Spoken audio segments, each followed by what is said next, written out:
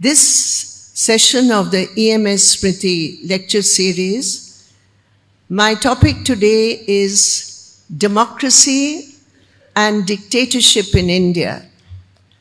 But before we come to the topic, I would like to pay my homage and tribute to Comrade EMS Namboodiripad, the great Marxist revolutionary and thinker who combined in himself and his work a synthesis of revolutionary theory and practice, and who used his towering intellect for the cause of the working classes of India, for the cause of socialism. And today, at a time of changing political dynamics, I think it is important also to learn from a very critical area of EMS's work, which was to understand changing social relations in a society where the penetration of capitalism in every sphere of life throws up new challenges in multiple fields, even while intensifying exploitation. So in tribute to EMS, and to pledge to take his work forward, and also on this occasion, I would like to remember and pay tribute to our beloved Comrade Dutt Marsh and Murli Marsh, who for so many years had taken forward this idea that to celebrate EMS and to celebrate his work, it is so important to have an exchange of ideas, to have discussion, arguments, debate, dissent. That was EMS's life, and Dutt Marsh and Murli Marsh paid their tribute through the organization of this EMS Smriti. So I pay my tribute to Dutt Marsh and Murli Marsh. We miss them, and I particularly miss them when I come here to Thrissur. As I said, we are discussing the topic of democracy and dictatorship in India.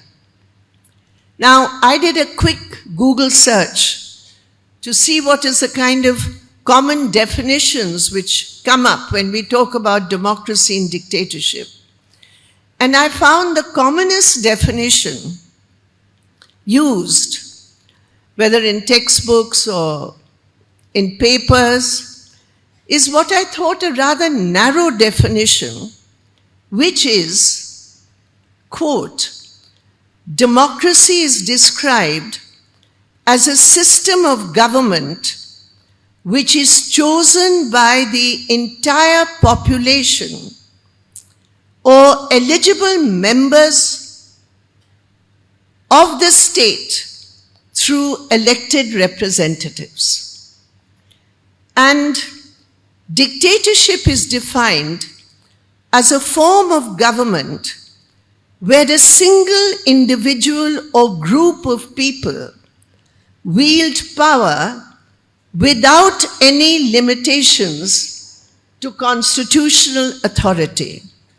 Now, in my mind, and as I will try and argue in the course of this discussion, this concept of democracy and dictatorship is a very narrow concept because it confines us to only one aspect, which is the form of government.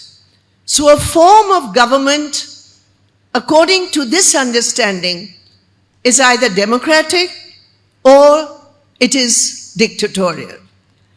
But even if we go by this very narrow concept of what constitutes democracy and dictatorship and limit our discussion in the first section to this aspect of a form of governance, what we find and what we see is in the last 10 years of the Modi rule, starting from 2014, what we actually saw was an outright assault even on this so-called democratic form of governance. Now, even if you look at Parliament, which is considered as the main model of democratic governance, if you just look at a few statistics, before the Modi years, Parliament used to meet on an average around 100 days a year, and earlier the first Parliament met for 135 days a year. But in the Modi years following 2014, Parliament itself, which is the seat of parliamentary democracy, the center of parliamentary democracy, Parliament met on an average between 2019 and February 2024, just for an average of 55 days. So this shows how, even within a form of governance which is supposed to be democratic, how the seat of that democracy, Parliament, can be so quickly downgraded. Another aspect in our parliamentary democracy is bipartisan mechanisms. Bipartisan mechanisms means that any important business of Parliament seeks to form a consensus between different representatives of the House. For example, to pass a legislation, in our parliamentary democracy, there is the mechanism of what is called a standing committee. A standing committee is representatives of all parties. So if a bill is to be introduced, as say for example, the 3 agricultural bills, those 3 agricultural bills should have been sent to a standing committee, but during the Modi years, the mechanism of all party discussions was actually demolished. And what we saw is the tyranny of a parliamentary majority.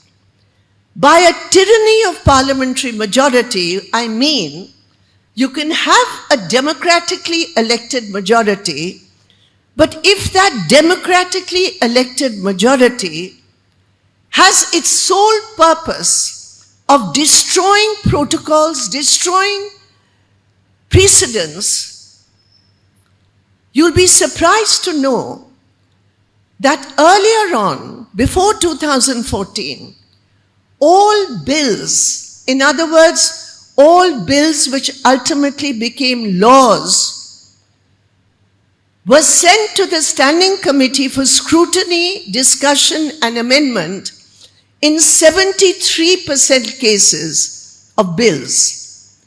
During the Modi years, only 13% of all bills were sent to the mechanism of the Standing Committee. The budget. The budget is a very critical document for every single Indian. What happens in discussions on the budget? Earlier, there used to be a full-fledged discussion for the budget. This time, 80% in the last 5 years of budgetary exercises, 80% of the budgets were passed without any discussion. And in the 2024 budget, it was passed, the entire budget was passed without any discussion. So the first point is, even if we look at democracy and the functioning of democratic institutions from the narrow definition of forms of governance, we find that there was an outright assault on the center of parliamentary democracy, Parliament itself. What we also saw during this period were the legislation of so many laws which were directed against the Constitution of India, which promoted the centralization of power as opposed to the federal structure of the Constitution, and which, through this process of extreme centralization, a unitary form of government, which is death to democracy. In a country like India, where the Constitution itself recognizes the diversity of peoples, cultures, languages, and therefore gives a special place to state governments in the constitutional structure, what we found, both financially and politically, we found a complete downgrading and weakening and dilution of the federal structure of the Constitution, which is a very, very important part and a pillar for democratic functioning in a country like India. And what is interesting to note, and I think this is an example which we see across the world, where right-wing regimes come through an electoral process, that in the course of centralization of power, what we find is the centralization of power from the states to the center and from the center to an individual. Never before in the history of our country, and certainly it should give thought to BJP members and BJP leaders, that even an election manifesto, it is so centralized that the name of the party itself is removed and it comes only in the name of an individual.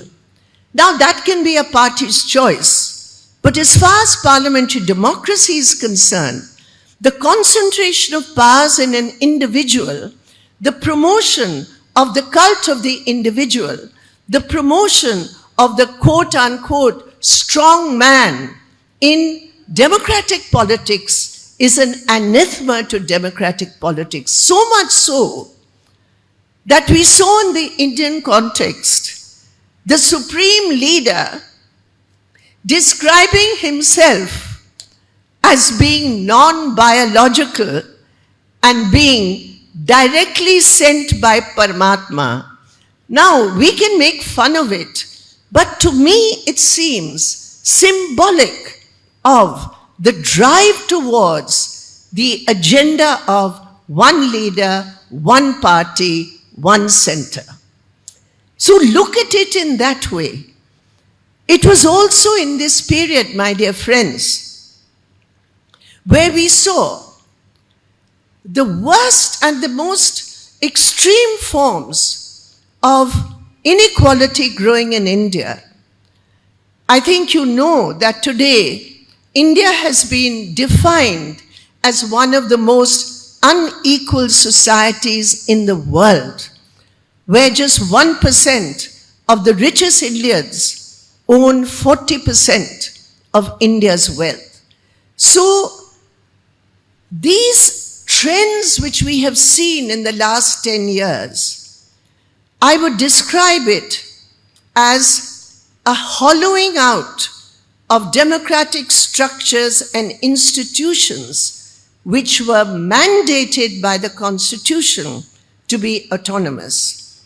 We have seen the pressures put on the judiciary. We have seen the blatant interference in the appointment of judges.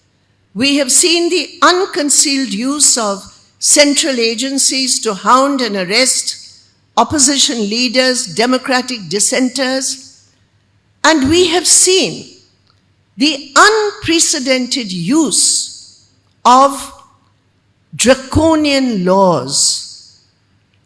My dear friends, during the period of the Modi regime, there has been a 72% 100% increase of arrests under the UAPA. You know what the UAPA is. This is one of the most draconian laws on our statute book. And I think in any debate on democracy and dictatorship, one of the most important demands we must make is the repeal and the scrapping of such draconian laws like UAPA, which were used so liberally by the Modi regime. In this period, 8,947 people were arrested under UAPA. This is a record that we have seen in India. And this is after this terrible amendments moved in 2019 to make UAPA even more stringent. You can't get bail under UAPA. Charge sheets also may take years to do. In the Bhima Koregaon case, we have seen where leaders of movements had been arrested. For 4 years, even the charge sheet was not given, and they were denied bail. And it is only now, after the intervention of the Supreme Court and the Bombay High Court, that some of the arrestees and detainees have got bail. And along with the use of these draconian laws, we also saw laws which changed the very basis of citizenship in India, using religion as the marker to decide whether a person would be given citizenship or not. And all this occurred in an ideological framework. These were not just measures taken by an authoritarian leader. These were measures which were part and are part of an ideological framework which seeks to change the very basis of India's democracy, which in independent India undoubtedly lies in the values which are embedded in the Constitution of India, which makes us a secular, democratic republic. And to replace a secular, democratic republic with a communal, authoritarian, pro-corporate regime. So this was the entire ideological framework leading, they hoped, to the establishment of a Hindu Rashtra. So now in these years, even with this narrow concept of form of governance, what we see that in the balance between democracy and dictatorship, as I have described briefly, there are so many more examples, but even with this, we can understand that in the balance between democracy and dictatorship, in the last 10 years, the needle has tilted towards dictatorship against democracy, if not entirely shifted. We could clearly see the tilt towards dictatorship from democracy.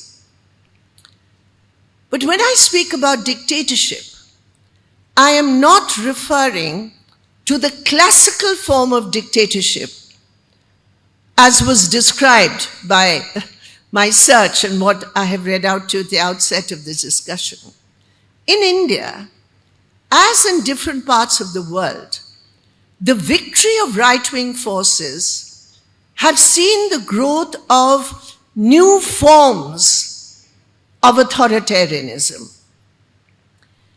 They are no less vicious than the classical dictatorship. But these new forms of assault on democracy function through the deliberate emasculation of democratic institutions, not by elimination, but by emasculation. Earlier dictatorships used to eliminate, kach, that's done. This is an incremental emasculation of everything that is democratic in a constitution or in a system of governance, and what we can call in India's context, a kind of hybrid dictatorship.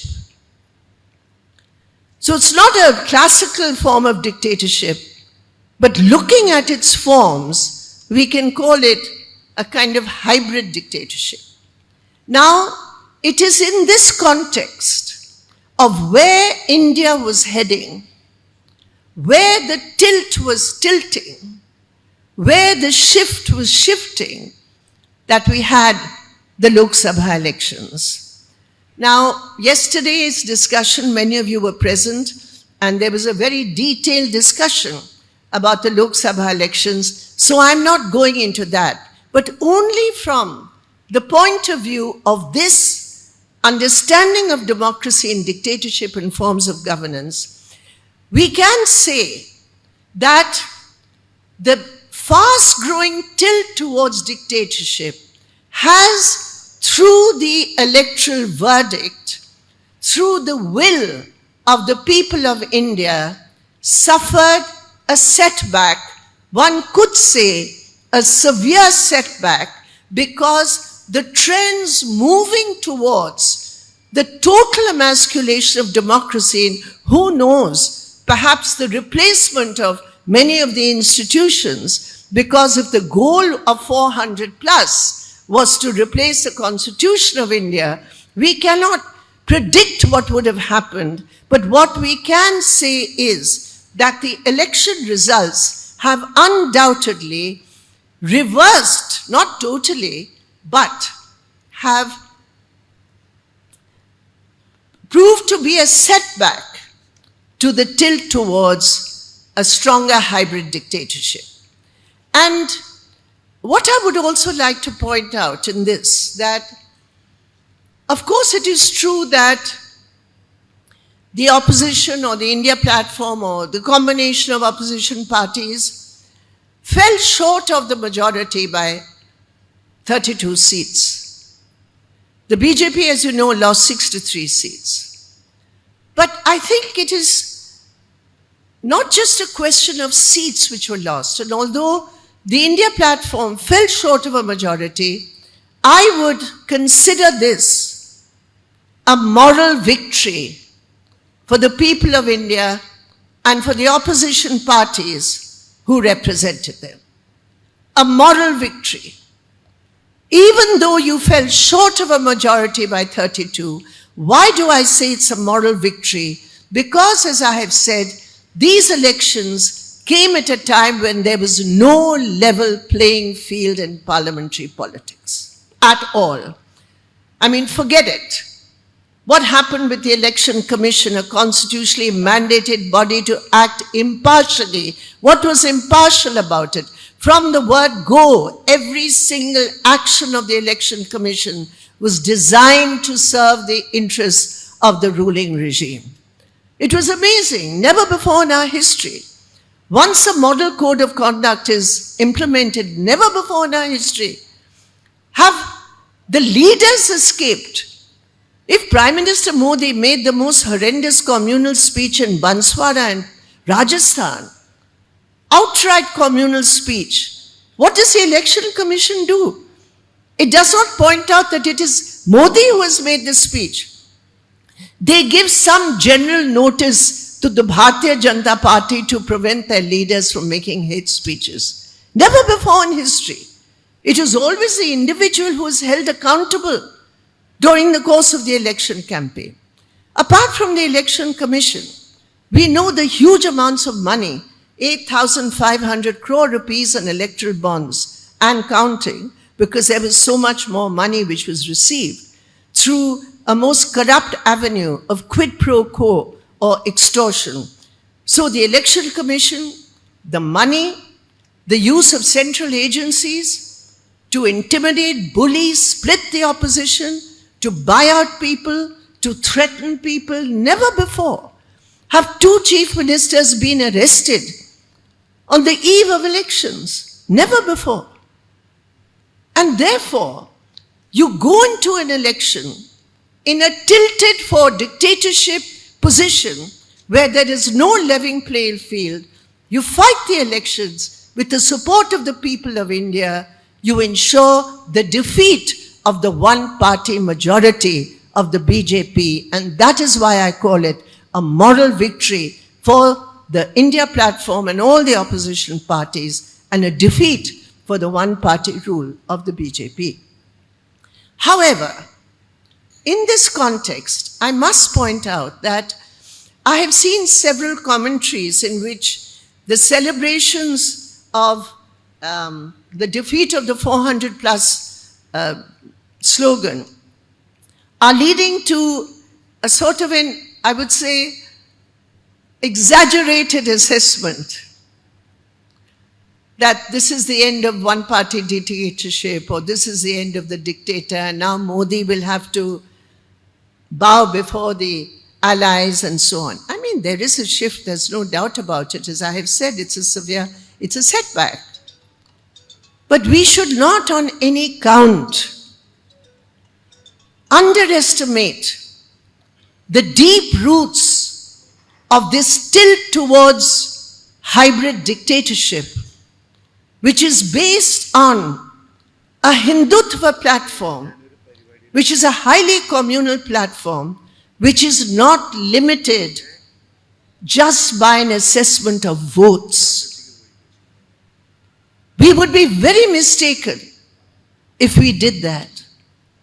Because what we are seeing is, whereas the BJP suffered huge defeats in North India, in many states of North India, including the heartland of Hindutva, Uttar Pradesh, the heartland of Uttar Pradesh, Ayodhya, the symbol of the Ram Mandir narration as one of the biggest platforms, electoral platforms used by the BJP to rouse communal feelings against minorities and against what they call the quote-unquote anti-Ram, anti-Sanatani Dharam forces, meaning the opposition.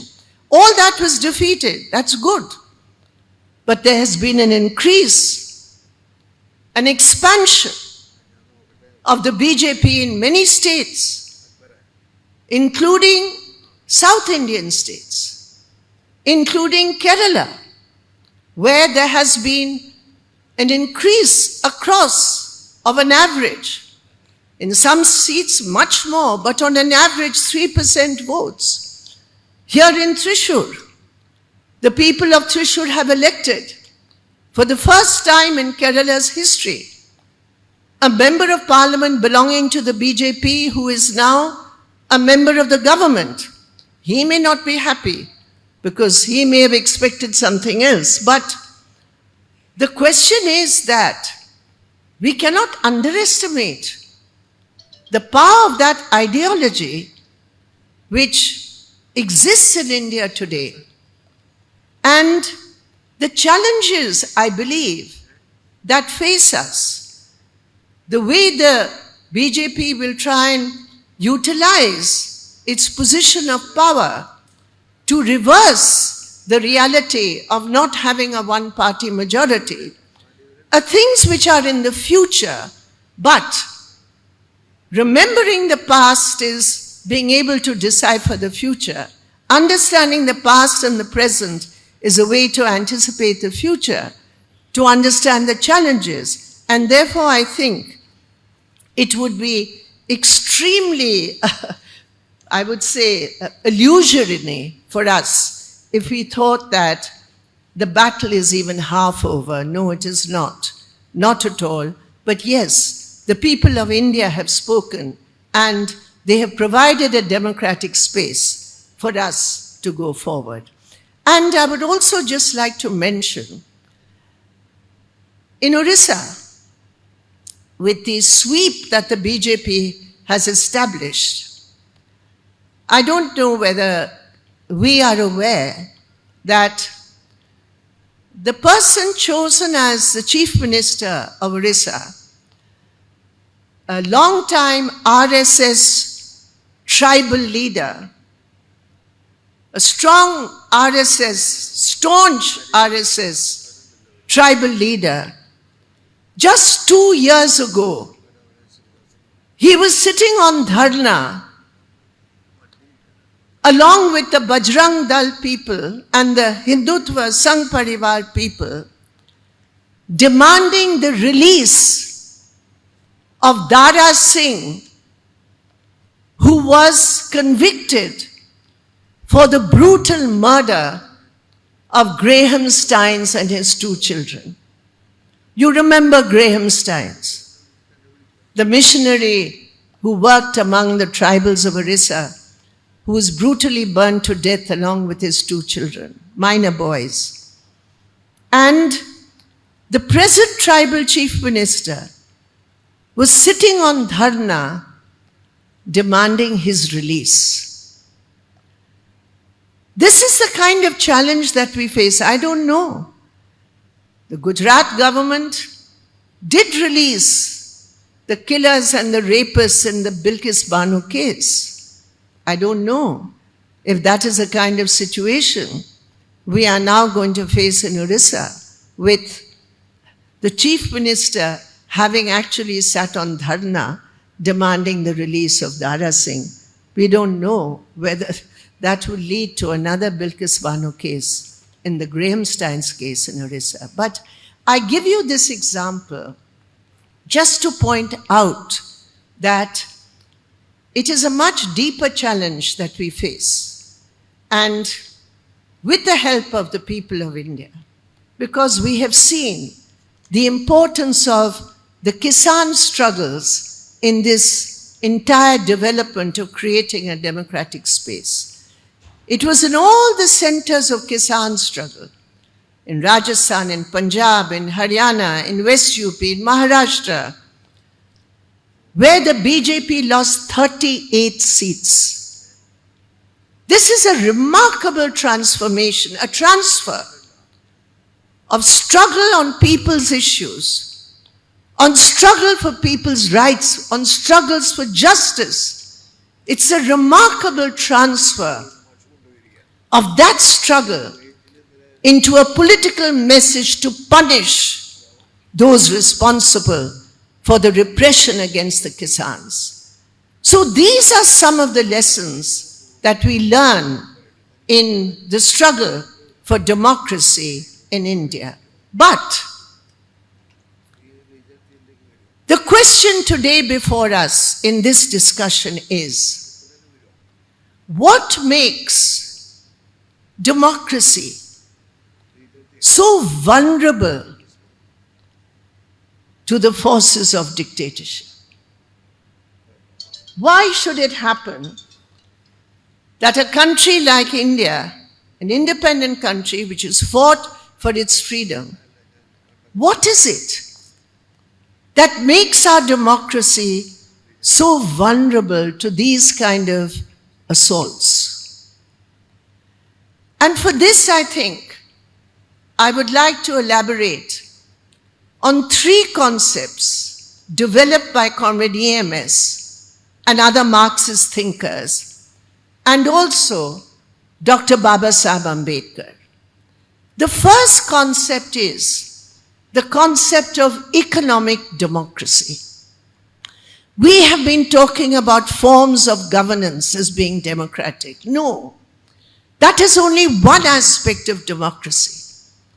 But what does democracy mean for the mass of people in any country which has a parliamentary system of governance? EMS said, political democracy, we call it political democracy. Political democracy without economic democracy is an empty shell. It is only when the masses of our people get freedom from economic exploitation that democracy will become truly meaningful. Now, of course, EMS was talking about a different time. He was critiquing bourgeois democracy. He was saying this is a form of bourgeois democracy because actual democracy does not exist in an unequal, economically unequal, exploitative capitalist society. So it was in a different context. But for our purpose, the shell is exactly the shell of a hollowed out democracy in today's context. And as I had mentioned earlier, the question of inequality, a very interesting analysis I read it in the Financial Review magazine by an analyst called Debashish Chakravarti. I'm not going into all the details, I have them for anybody who wants them. But what he shows is that as dictatorial trends developed in political democracy, in the economic sphere, we found the growth of the centralization of economic power in the hands of certain big business houses. And he has identified the 5 big business houses, which are, obviously, we all know their names, Ambani, Reliance's Ambani, Tata's, Aditya Birla, Adani, and Bharati Telecom. And what he is showing is that the support of corporate India for the project of depleting democracy was a very clear indication of the class nature of the tilt towards dictatorship, hybrid dictatorship in India. And this is very closely linked, my dear friends, to the concept of economic democracy in the struggle against authoritarianism and dictatorship. And it is this concentration of power which represents, I would say, an alliance. Of course, we always say the ruling classes are represented by the representatives of the ruling classes in ruling class political parties. But here we find something similar as to what happened in Hitler's Germany. And we have seen through the course of history, and even now in many of the right-wing regimes across the world, how big corporates are the strongest pillars in the support for despots and for attacks on democracy. So the concept of economic democracy, which is a concept for the rights of the working people to the fruits of their labor, is a very critical concept in our fight and in our understanding of democracy versus dictatorship. Very often, many parties who are secular, democratic, who fight against the BJP, they, in their entire analysis, what is absent is the class nature of this tilt towards dictatorship. And I think that is what EMS's concept of economic democracy is very critical, and it should translate in the coming days to wider struggles against neoliberal policies, against the sellout of India, for Kisan and Mazdoor issues, for the rights of women, the youth, unemployment, all the issues which we raise. Remember, it is part of the fight for economic democracy. The second concept which I flagged today is that of social democracy, which was understood, analyzed, and raised by Dr. Babasaheb Ambedkar. And what he said is very interesting. Political democracy cannot last unless there lies at the base of it social democracy. Social democracy means a way of life which recognizes liberty, equality, and fraternity as the principles of life. Democracy without social justice is a formality and a sham. And of course, Ambedkar was referring to the most resilient reactionary system in Indian society, which is the caste system. And we have seen how the caste system has to a great extent through Manuvadi cultures and ideologies pushed the Hindutva agenda. It is a matter of great comfort and pride and inspiration that across many states of India, the Dalits linked their own fight against dictatorial tendencies and agencies to the fight to save the Constitution of India. That's a very important development. The fight against the caste system, the fight against patriarchy, the fight against social inequalities embedded in our systems. It's not just something superstructural as part of our culture. It is embedded even in the way capitalism develops in India. It has become systemic. And how can you think about democracy and the fight against dictatorship unless we fight for what Ambedkar called liberty, equality, fraternity against the caste system and the annihilation of the caste system? In this, I just want to mention something which always bugs me. Many of our friends, our intellectual friends, when they look at the caste system and they look at elections and they look at the way this caste is being allied with this caste through seat representation given by different parties, they have coined a phrase called micro-social engineering.